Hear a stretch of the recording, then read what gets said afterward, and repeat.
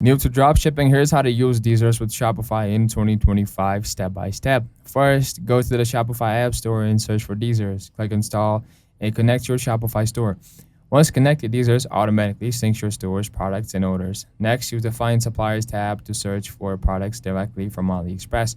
When you find a product you like, hit Add to Import List. From there, you can edit the title, price, variants, and images before pushing it to your Shopify store.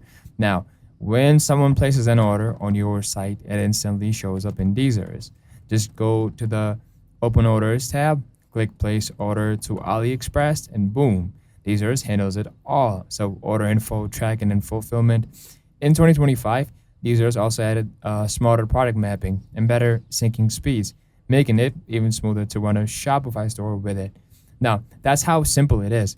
Like this video if it helped. Subscribe for more and check my next video where I show you how to automate customer tracking emails using DSers.